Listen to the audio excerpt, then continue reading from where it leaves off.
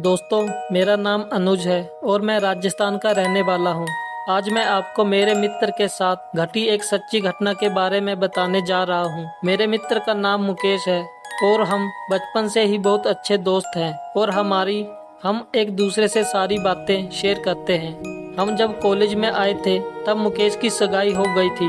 वो अपनी मंगेतर से बहुत प्यार करता था जिसका नाम रीना था और वो दोनों रात भर फोन पर बातें करते रहते हैं। एक दिन की बात है, उसने मुझे बताया कि वो अपनी मंगेतर से रात को बात कर रहा था। मुकेश ने अपनी मंगेतर को मिलने के लिए बोला तो उसकी मंगेतर बदली हुई आवाज में बोली, तू ज्यादा मत बोल वरना तेरे को वहीं दफन कर दूंगी। मुकेश एक बार तो ये सुनकर चौंक गया और फिर सोचा कि वो शायद मजाक कर रही होगी। फिर मुकेश भी उसको मजाक में बोला, क्या कर लेगी तू मेरा? तो वो फिर बोली, आज रात देख तेरे साथ क्या होता है। ये कहकर उसने फोन काट दिया। अगली सुबह जब मुकेश मुझसे मिला तो वो अपनी कल रात की बात बताने लगा।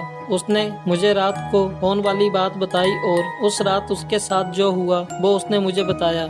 उसने बताया कि रात को 1 से 2 बजे के आसपास अचानक उसकी नींद खुल गई और उसके सामने एक काला लंबी दाढ़ी वाला आदमी बैठा था। वो बोलने लगा, ले आ गया मैं, अब देख तेरे साथ क्या होता है। उसने मुकेश का गला पकड़ लिया। मुकेश ने उसी वक्त उसके सामने अल्लाह का नाम लेते हुए नमाज पढ़ना शुरू कर दिया और वो उसके सामने से गायब हो गया। मुझे उसकी बात सुनकर बहुत आश्चर्य हुआ कि ऐसे कैसे हो सकता है। उसके अगले दिन मुकेश ने फिर अपनी मंगेतर से मोबाइल पर बात की और बोला, कल रात तुम मुझे क्या अनाप शनाप बोल रही थी। उसकी मंगेतर ने कहा, ऐसे कैसे हो सकता है, लेकिन कल तो मैंने फोन ही नहीं किया था। ये सुनकर मुकेश के रोंगटे खड़े हो गए और उसने तुरंत फोन काट दिया।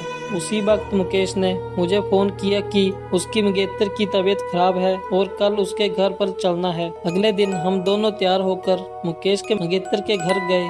वहां हमने दरवाजा खटखटाया और उसकी मंगेतर सामने खड़ी थी और बदली हुई आदमी की आवाज में बोल रही थी कि तू फिर आ गया, तूने अगर अंदर कदम रखा तो यहीं पर तेरी अर्थी निकाल दूंगा। मुकेश बोला कि ये क्या बोल रही है तू। मुकेश आगे था और जैसे ही उसने घर में कदम रखा उसकी मंगेतर ने दीवार पर टंगी तस्वीर उतारकर मुकेश के सर पर दे मारी। उसके सर से खून बहने लगा। मुकेश के ससुर और सालों ने उसकी मंगेतर को पकड़कर बिठाया। फिर उसके सालों ने मुकेश के सर पर पट्टी बांधी। रीना के दादाजी ने बताया कि रीना को जिन का साया लग गया है। इस पर मुकेश के ससुर ने उन्हें अपना मुंह बंद रखने को कहा। थोड़ी देर रुककर हम वहां से सीधे अस्पताल जाकर ढंग से पट्टी करवाई। उसके अगले ही दिन मुझे मुकेश का फोन आया कि रीना की तबीयत बहुत खराब है और अस्पताल में भर्ती है। मुकेश ने बाइक निकाली और हम दोनों जल्दी अस्पताल पहुँचे।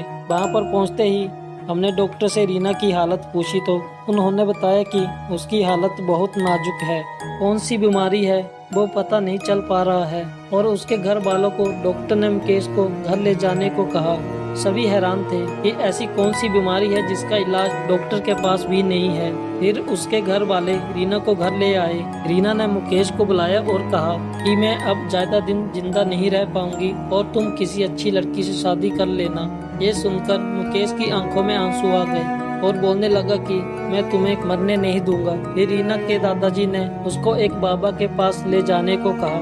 हम उसको बाबा के पास ले गए और बाबा ने बताया कि इसको एक बुरे जिन ने जकड़ लिया है जिसकी वजह से वो इसके शरीर को नुकसान पहुंचा रहा है। अब बहुत देर हो गई है। बाबा ने बताया कि इसका एक ही इलाज है। यहाँ से 100 किलोमीटर दूर एक दरगाह है, वहाँ इसका इलाज हो सकता है। और बाबा ने बताया कि इसके साथ वही इंसान जाएगा जिसे वो सबसे ज्यादा चाहती है। मुकेश ने कहा कि मैं चला जाऊंगा, मुझे बाइक भी चलाने आती है। रात के 2 बजे मुकेश और रीना दोनों बाइक पर निकल पड़े, लेकिन 1 घंटे बाद किसी का फोन आया कि मुकेश और रीना का एक्सीडेंट हो गया है और वो मारे गए हैं। ये सुनकर मेरा रो रो कर बुरा हाल हो गया। मेरा सबसे करीबी दोस्त अब इस दुनिया में नहीं रहा।